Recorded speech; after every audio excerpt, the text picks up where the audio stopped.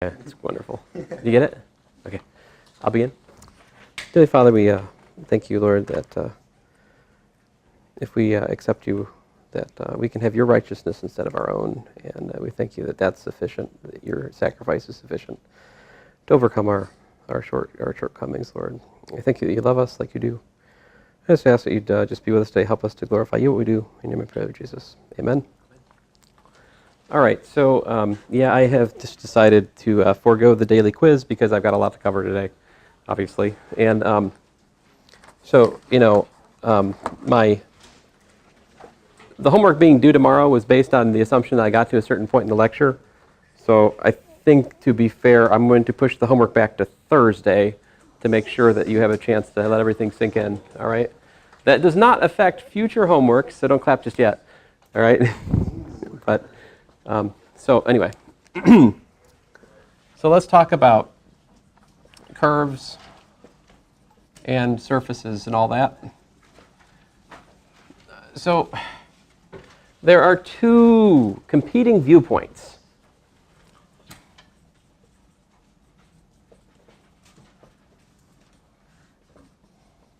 All right, and the competing viewpoints are equations versus parameterizations.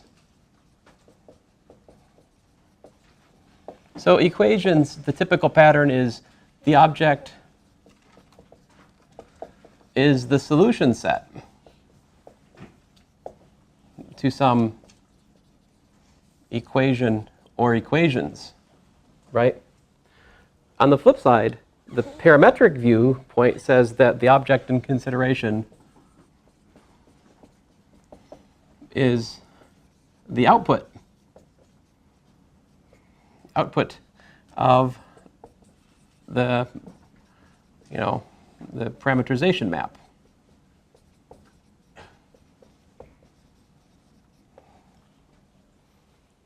So, you know, and then so, you know, parameterization, and then, well, there is yet a third view, which is kind of in between, which is graphs. These are somewhere in between these two viewpoints. A graph insists that the parameter be taken to be a Cartesian coordinate, essentially. All right. So let me look at, so the, first of all, we'll talk about curves. Now, curves, in some sense, is not the greatest thing to talk about because curves, I don't really even I don't want to describe a curve by equations, honestly. Typically, the parameterization is the best viewpoint. And so to describe a curve in n dimensions, we really need a mapping R, which goes from the real numbers to Rn. So this is what's called a path. Right. So let me just illustrate by example. Example 1. And we've already talked about this example. We could have R of t is equal to, say, R naught plus t times vector v. What would this be? This is the parametric description of a line with base point R naught and direction vector v, right? And so as a point set, what's the line look like? It's the set of points, you know, R naught plus tv, such that t is an element of the reals.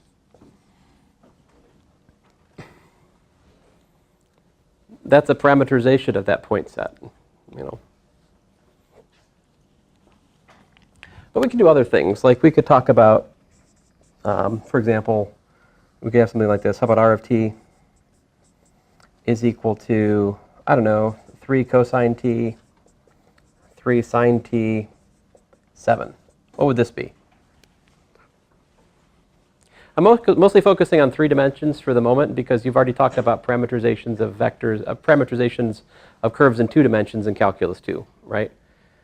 Now, if you didn't see that in Calculus 2, please read my notes. They are lengthy about this. I mean, there's lots in my notes that I'm not going to talk about in class, but I would encourage you to read in terms of how do you parameterize a curve in the plane, how do you find a parameterization of a curve in the plane? Cosine, sine versus cosine, all that. If you haven't seen that before, please read my notes. Talk to me if you have questions. But this right here, what this is, I could picture it. If we look at the z equals to 7 plane, right? What we're looking at there is, excuse me, this is actually a what? Yeah, precisely. It's a circle, and the z equals 7 plane looks something like that. That's a picture. That red circle is the set of points which this parameterization maps to. The path is traced counterclockwise. Yeah, counterclockwise. So, like this. Yeah. Yeah. All right. Now, I don't want to do this too much, but how would you characterize this curve in my example 2 in terms of the equation viewpoint? How would you view this as the solution set to equations? What would those equations look like? What would they be?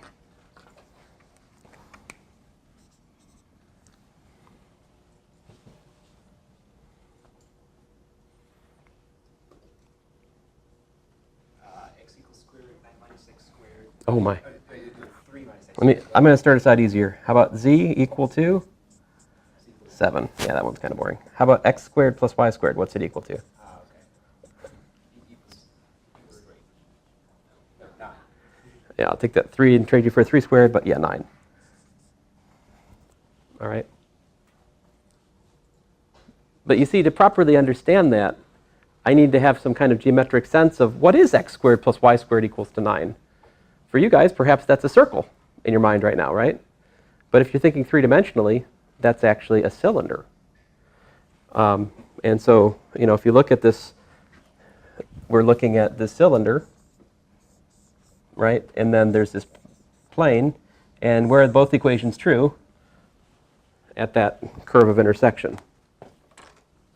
So if you want to describe curves in 3 dimension with equations, you need 2 equations and 3 unknowns to fix a 1-dimensional curve. That make sense? One more example.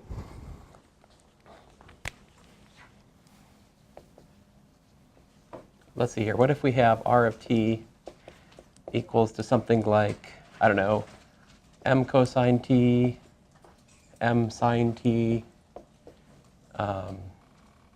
bt.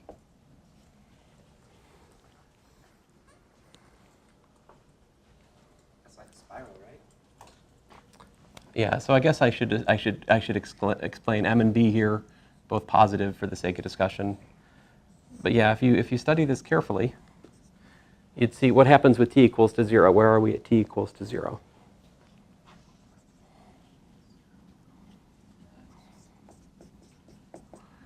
We're at m, 0, 0. So we're like here, right? And what happens as time goes on? Your z increases linearly, right? And what happens to sine and cosine? Well, they wiggle back and forth. And so this, yeah, it is what Nathaniel was saying. It is in fact a spiral. Now I can't do it. I can't do it. That is a very rough picture. I mean, to be more honest, what might be helpful to visualize this curve is that if we look at the parametric equations, x equals to m cosine t, right? Y equals to m sine t. What can we say about those? X squared plus y squared equals to what? M squared, right? So this curve, apparently it's winding, right, around a cylinder, right? And so, maybe it starts, wherever it starts, it's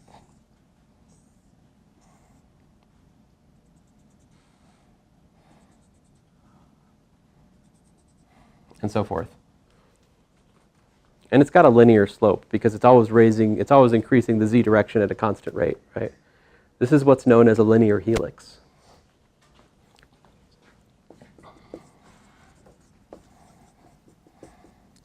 So So this is one of my favorite examples as we study the differential geometry of curves here in a bit. All right.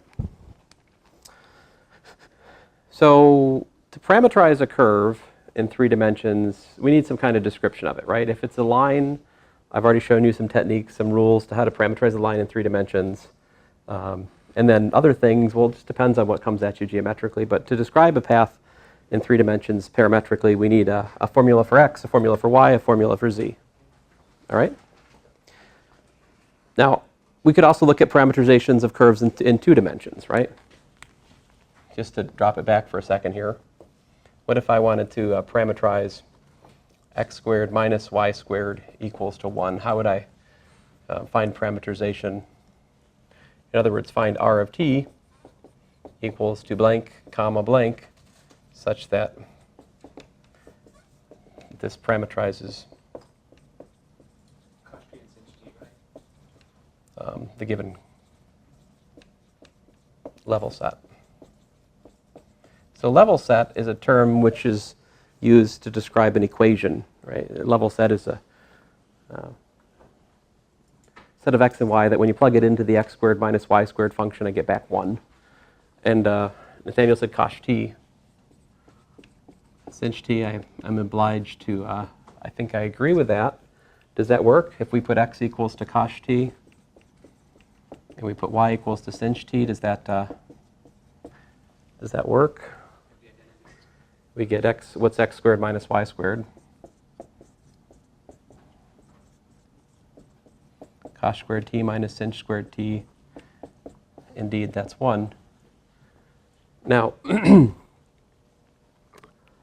to be fair, that's really only half the story, right? Because the hyperbola, x squared plus y squared equal, x squared minus y squared equals to 1, what's that look like?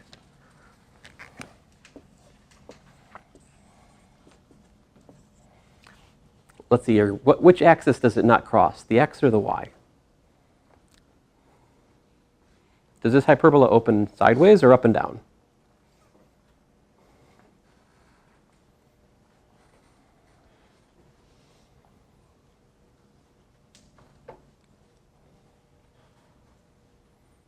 Well, if I put y equals to 0, I get x squared is equal to 1. So x could be plus or minus 1, right? What happens if I put x equal to 0?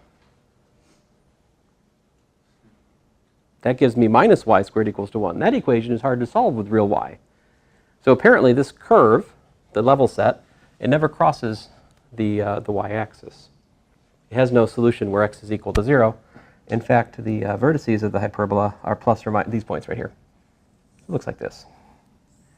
And the asymptotes, of course, are y equals plus or minus x. So this parameterization I just wrote down, what is it actually a parameterization of? It's actually a parameterization of the right branch of this hyperbola, right? So in fact, we have really just parameterized this piece here with the formulas I wrote down.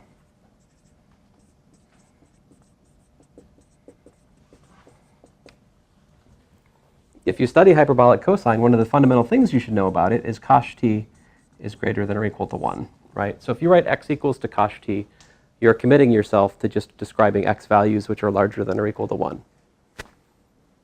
How would you parameterize the other branch? Well, same thing, you just put a minus on the formula for x, and that would get the other branch. Okay.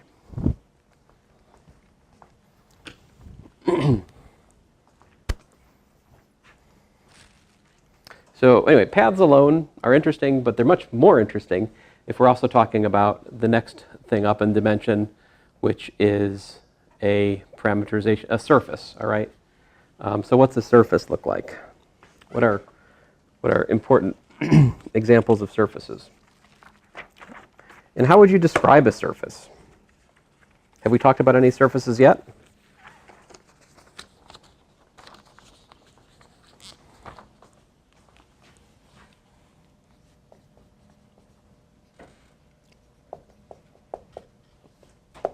We have sort of 3 different ways to think about it. We could talk about a function of x, y, and z being equal to a constant or 0. We could describe the surface as a level set or level surface. we could describe S as so-called level surface. If you want, I could put a C here, or even K. So this would be the level K surface, you know. We could describe the surface as a graph. We could say Z is equal to f of xy. So all such x comma y comma f of xy form the surface S.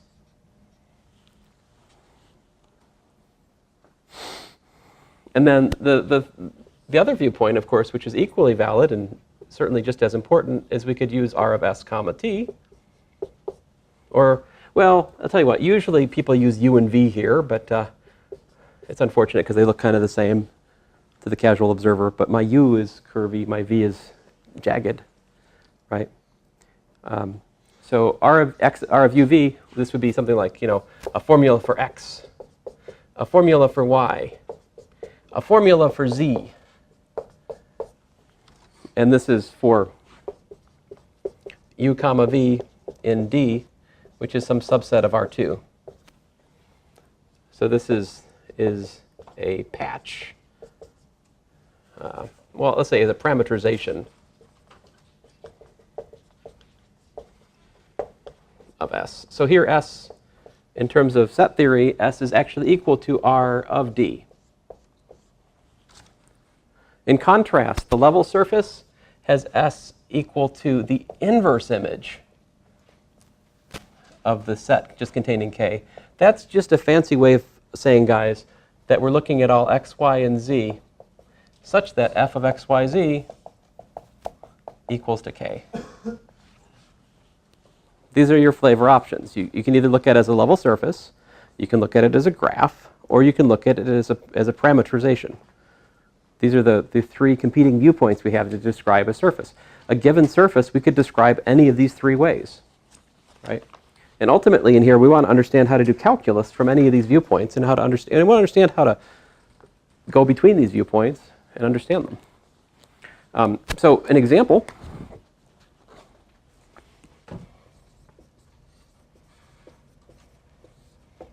let's see here. Let's let the surface, I'll picture it. Let's the surface be something like this. This is called a paraboloid.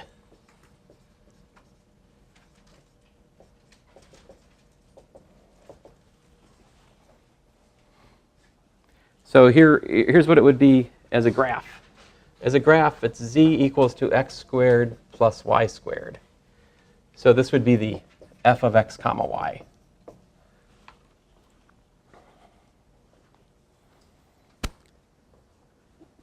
You could also look at this as a level surface. What would this? It's very silly. What would the f of x, y, z versus? I mean, you could. This is the middle ground. So the first viewpoint I talked about over there would be something like z minus x squared minus y squared equals to 0. This would be the quote unquote f of x, y, z I was talking about.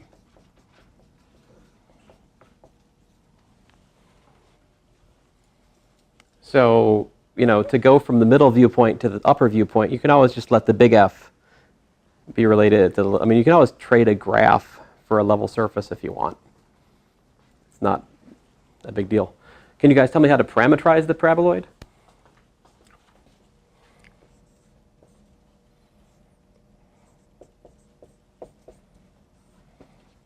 How about this?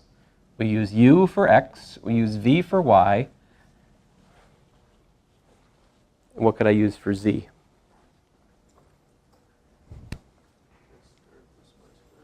Right, but here I have to put u squared plus v squared, yeah. But you know, you understand in your heart that what I'm really doing is just putting x and y for parameters, right?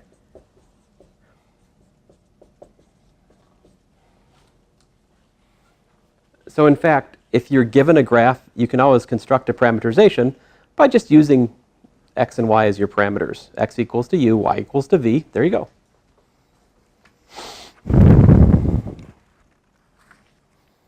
So these are the three viewpoints. Now let me show you the standard examples. We already have a few of these. I need to choose my path wisely here.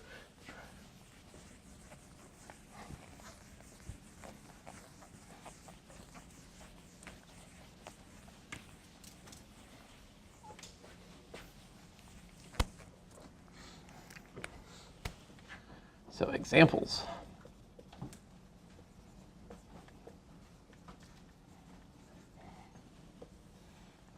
So I think number one, we've already talked about, right? A times x minus x naught plus b times y minus y naught plus c times z minus z naught equals to 0. This is a level surface, right? What is it? I mean, we know this is what? This is a plane, right? A plane is a surface. It's perhaps the most important example. 2, can you guys tell me more about that plane? What's its normal? ABC. What's its base point? Right.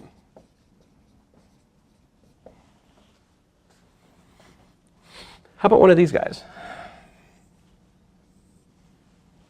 How about a sphere? So a sphere has two things that make it a sphere, right? It's got a center. Let's call that center point R naught. And what can you tell me about R? If R is another point on the sphere, what's the distance between R and R naught equal to? Let's call that distance R. What can you tell me about any other point on the sphere? What makes a sphere is that it's the collection of all points equal distant from that center point R naught, right?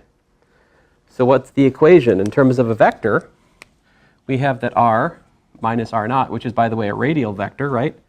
That vector points from the center of the sphere out to the point R.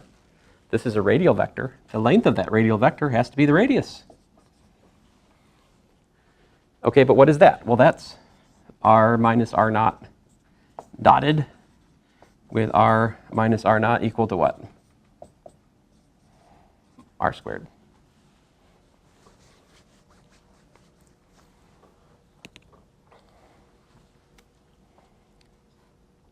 So if you label this arbitrary point on the sphere x, y, z, right, and you label the center of the sphere x naught, y naught, z naught, what's the Cartesian equation of the sphere then? This is x minus x naught squared, right, plus y minus y naught squared, plus z minus z naught squared equals to r squared. There you go. That's the equation of a sphere in 3 dimensions, centered at point x naught, y naught, z naught, with radius r.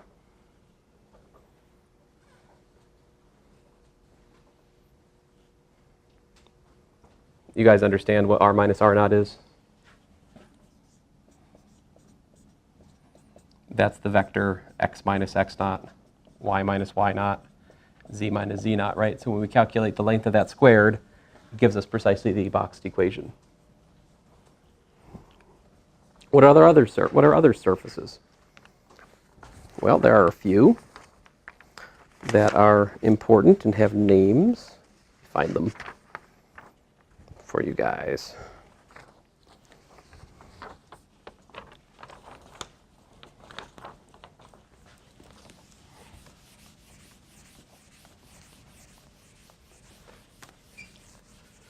This big picture comment I'm making here about the 3 different ways to look at surfaces, it might not matter to you in a specific problem. I mean, a lot of times we'll just stay in one of the viewpoints.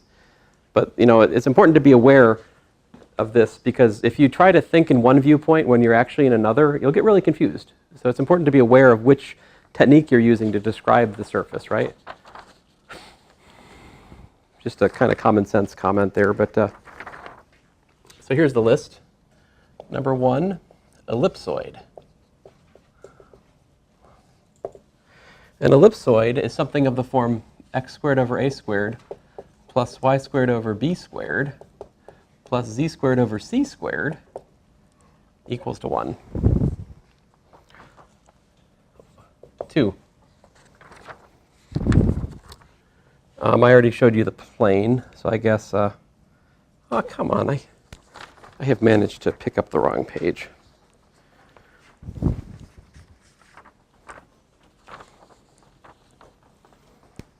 You can talk about an elliptic paraboloid. Elliptic paraboloid. This is the solution set of something like z divided by c equals to x squared over a squared plus y squared over b squared. Of course, it's assumed that a, b, and c here are numbers, non-zero, obviously. 0 would be problematic in my formulas, right? Division by 0 is still bad. Still bad. What do you think a hyperbolic paraboloid looks like?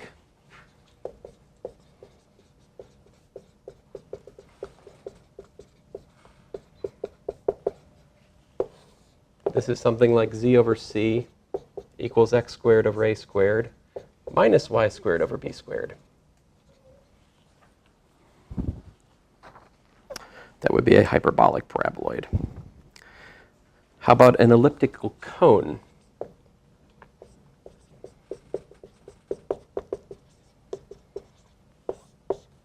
That is something of the form z squared over c squared is equal to x squared over a squared plus y squared over b squared. This is what an elliptical cone has the equation of. Then you can talk about hyperboloids.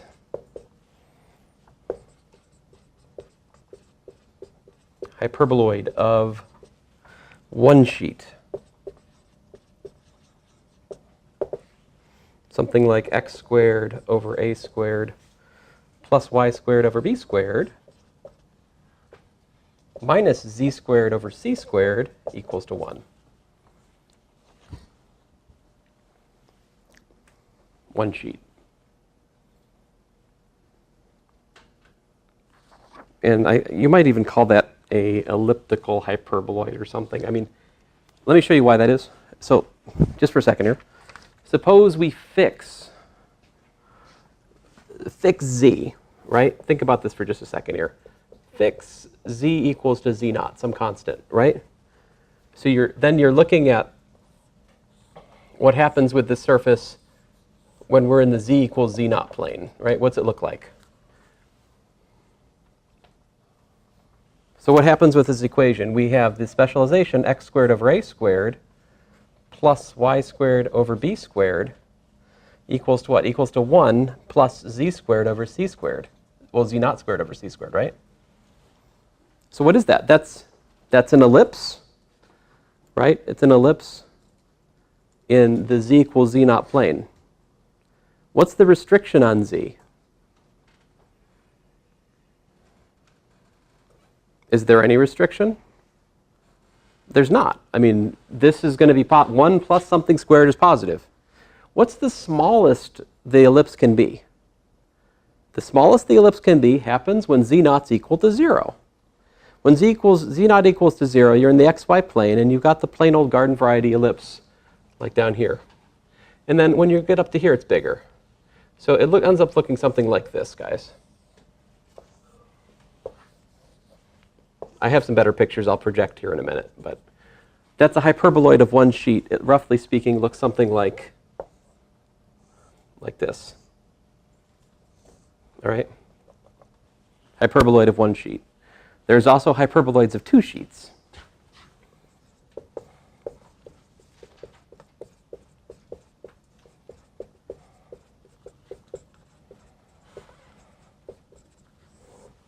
That would have an equation like x squared over a squared minus y squared over b squared minus z squared over c squared equal to 1.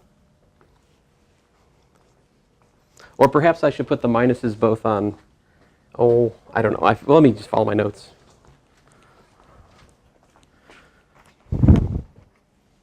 Where was I?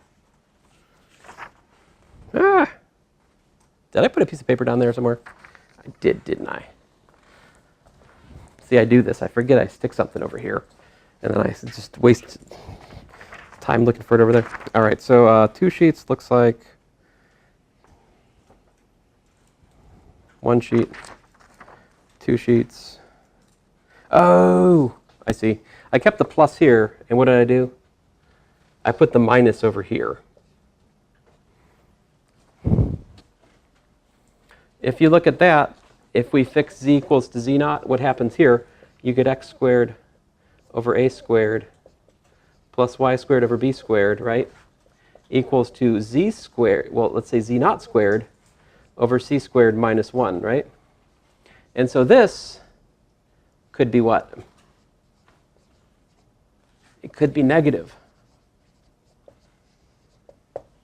If that's negative, there's no x, y, z naught that solves that equation. That means for a hyperbola of 2 sheets, there's some range of z where the surface doesn't appear. And that's why you get 2 sheets, right? And in fact, the cone is really in between these two cases.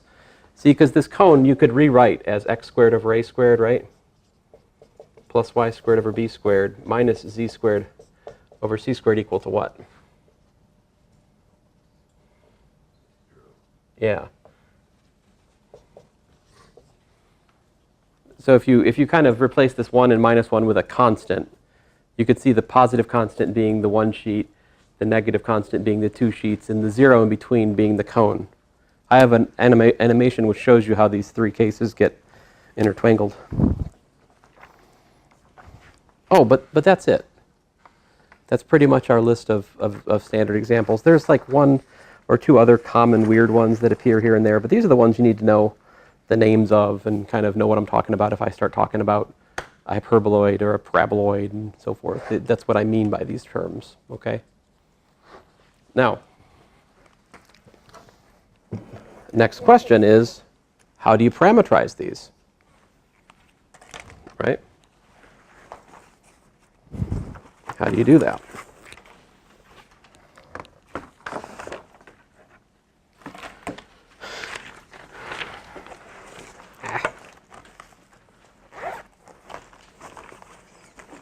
I must, if I don't take a second to plug this computer in, we'll be about 3 minutes into it and it'll be out of juice. So let's just take a second to.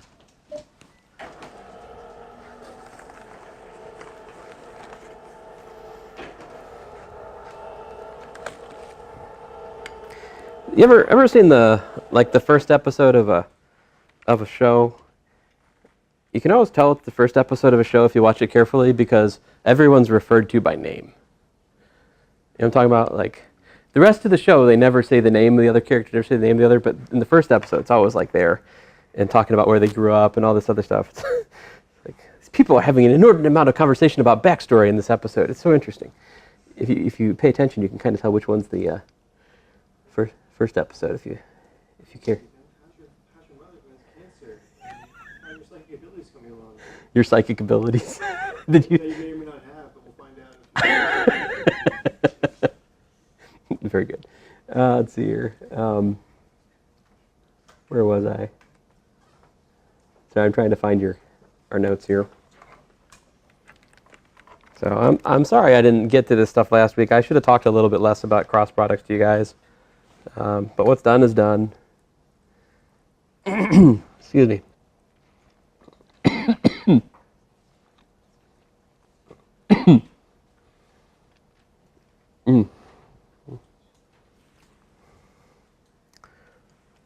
All right.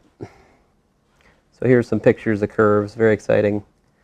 But this is the Calc 2 part I was talking about. Where are we at the moment?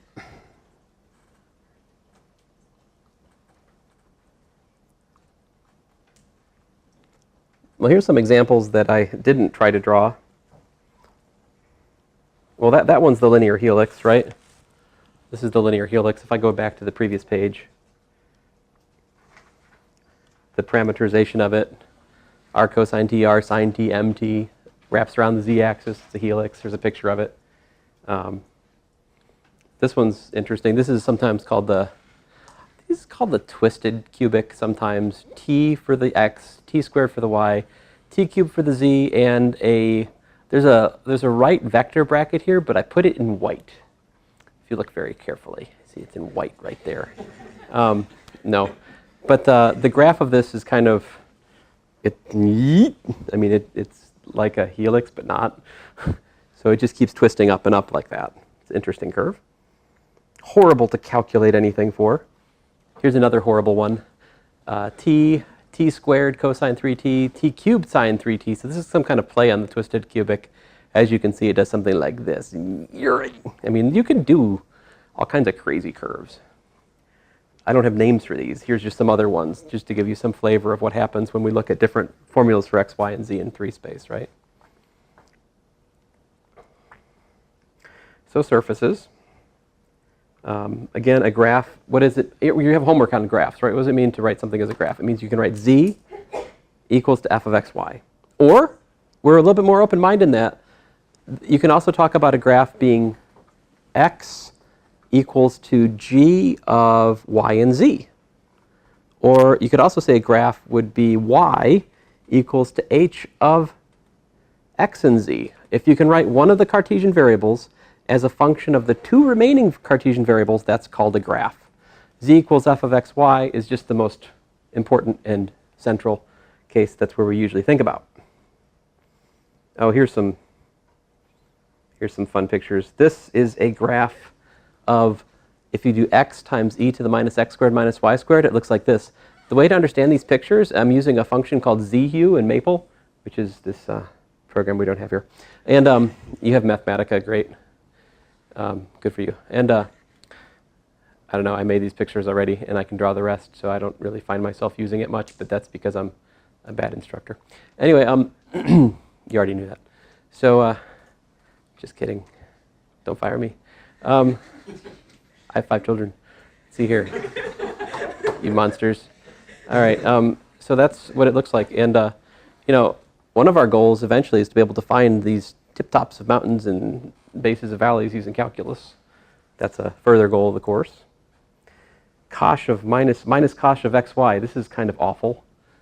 It's it drops off to minus infinity for z and all these different directions, and it stays at 1 along the coordinate. Like either coordinate axis gets you cosh of 0, which is actually minus 1. Well, minus cosh of 0 in this case, which is minus 1. So I think the top of it's at minus 1, and then, well, anyway, it gets really negative. So let's go on. We don't want to live our life that way. Let's see here. Here's a picture of a complicated thing. If we had f of xy equal to square root of xy over x squared plus y squared, this formula would only make sense if x and y were non-zero, right? So if you write a formula like that, then our rules of pre-calculus apply. That is to be understood to be defined for all such x and y that the formula makes sense. So the natural domain of this would exclude the origin, and it would also exclude points which makes x times y negative. That would be quadrants 2 and 4, right? In quadrants 1 and 3, we've got plus plus or minus minus, which makes xy square rootable. There's a technical term for you. Not really. Anyway, there's a picture of the domain. We'll come back to domains of functions when we talk about limits. You're like, yes! That's exciting. You're finally talking about limits, which means you're talking about calculus, and I miss limits. We hardly talked about limits at all in calculus 2. We talked about it so much in calculus 1, and I loved it so much, I really want to get back to limits. So some of you are extremely excited about this, yes?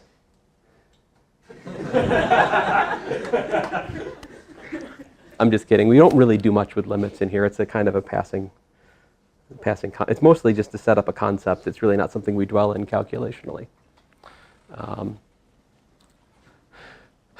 Here is a more general version of what I wrote on the board today. Let me go on.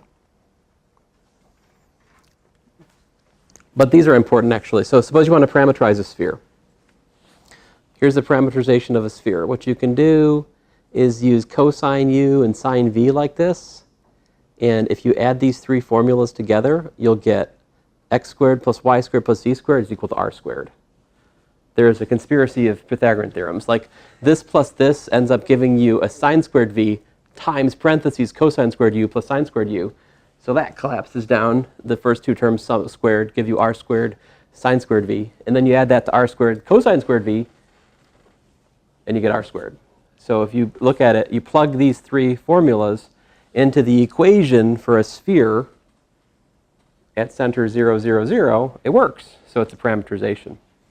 Now there's an even better way of understanding this in terms of non-Cartesian coordinates, which I'm supposed to get to today. Ah! Don't see it happening. All right. So, but fortunately your homework was pushed back to Thursday, so everything's going to work out. This is how to parameterize a cylinder. Aw, man, missing from my list. Missing from my list. 7. Anything.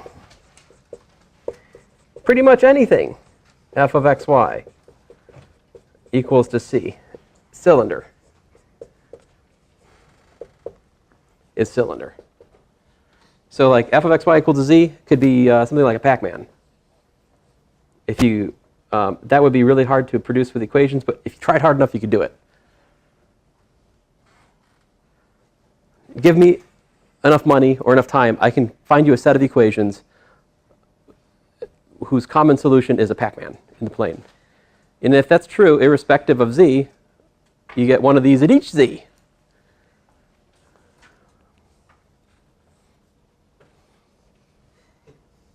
So get that and this outside.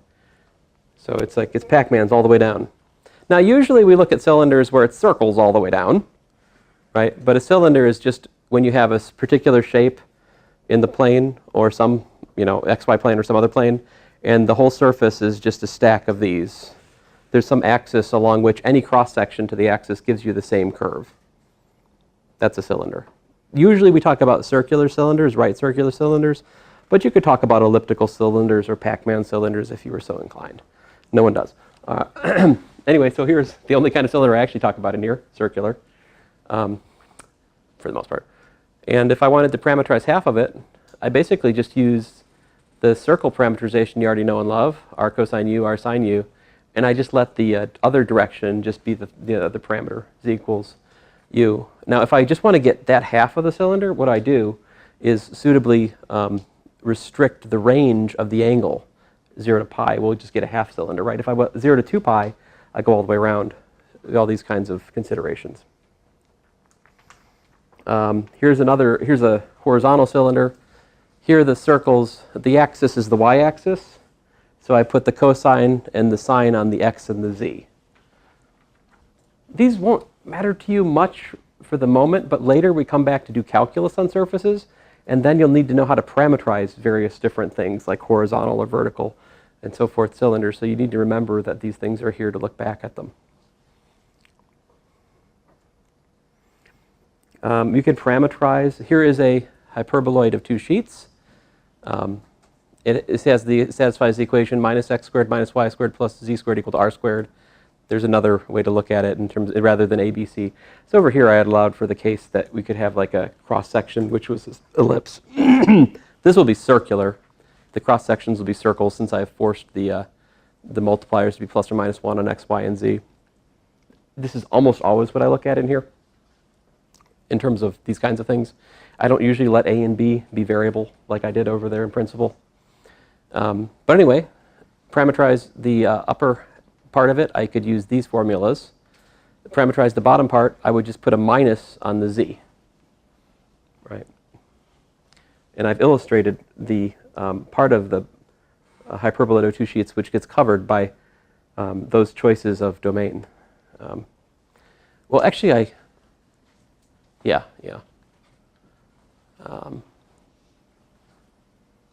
Here's the parameterization that gets the lower branch, just like that.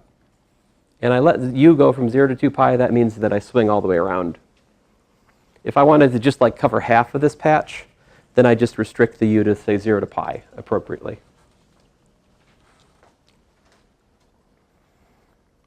Here's one I haven't talked about.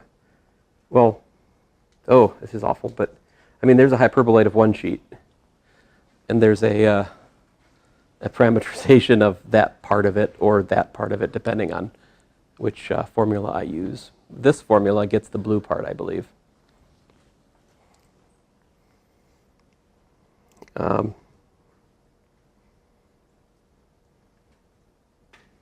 look at this. This is called a trefoil. It's got a hole here, a hole here, a hole back there, a hole up here, and they all come together to make a joint. There is an equation, there's a surface, a formula in terms of x, y, z. When you set it equal to a constant, it gives you that set of points. I won't ask us to parameterize this one though, okay? Finding a parameterization for a surface is generally an art. Look here, this is of course the unit sphere there.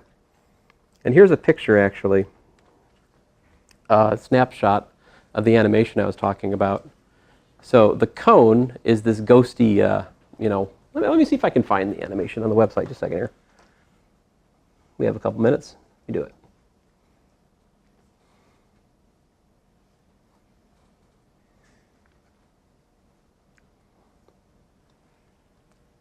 All right, so in the zoo, I have put pictures of some of these things. So what we're looking at here is the equation, the solution set to the equation x squared plus y squared minus z squared equals to a constant.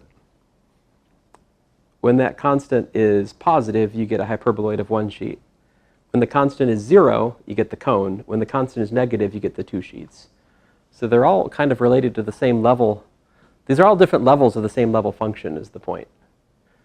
And yet you see how different they are in some sense. I don't know, I think it's kind of neat. So these, the two sheets and one sheets are very much related through this switch. What else do I have pictures of in here? Oh, that's just a picture of a cone in case you didn't know what a cone looks like. Exciting. That's a picture of a hyperbolic, just a regular paraboloid, my first example. A little bit better than what I did in the sideboard, I think, maybe. Don't get dizzy. Here's a hyperbolic paraboloid. That's what that looks like. Hyperbolic paraboloid, one of these deals. That's what this actually looks like. It goes up in certain directions, but it goes down in the other direction. The origin's what's called a saddle point. That's what a saddle point looks like. Here is a hyperboloid of one sheet, hyperboloid of two sheets. Oh, that's a thing we'll try to understand later. We've gotten to where we need to in the tour of the zoo today. That's the point. All right, let me put this away then. Sorry to use the project. I try not to use the projector here too much, but this is one place where I really have to, because pretty much I'm just trying to communicate to you. We have standard characters in the story we're telling. They have names. These are the formulas. And then, you can look for parameterizations of these, and we'll come back to that in due time, but there is a parameterization of every one of these, provided you pick a point. Let's look at an example, and we'll stop for today.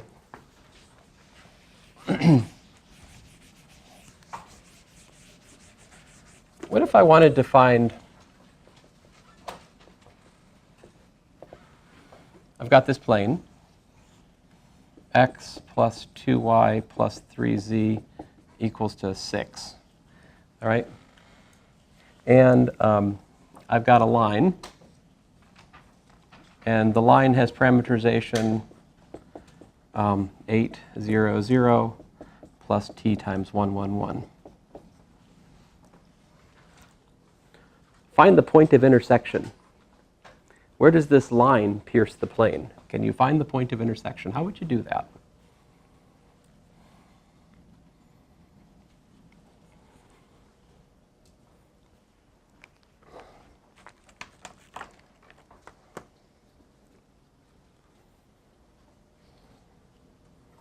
So let's see here. How about this? This line has what? We have x equals to 8 plus t, right? Y equals to what?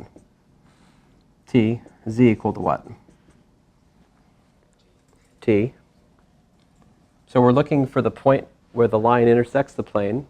That's the point where the line, the parameterization for the line, satisfies the equation for the plane.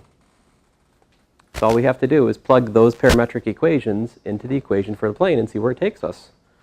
It takes us to 8 plus t plus 2 times t plus 3 times t equal to 6. So what's t? Looks like we got 6t equals to minus 2. T looks like is minus 1/3. Is that the answer? Nope, that's not the answer. But this point right here should be r of minus 1/3, which is what?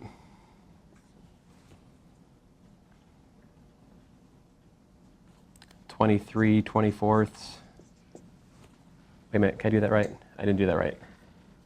Thirds, right? 23 thirds. Because I got 24 thirds minus a third, which is 23 thirds. And then I get, looks like minus a third, right? So there you go. That's the point of intersection.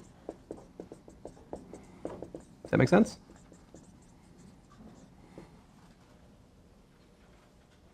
So we can start to play other fun games, like take the surfaces I've introduced and ask what their curves of intersection are, you know? You could look where both equations are true. Those would define new curves based on intersections of those two surfaces. You could try to parameterize those. There's all kinds of questions you could start asking here. Anyway, I hope that gets us started. Sorry, I didn't get to, you know, Nathaniel, you can hit record. It's good. For you.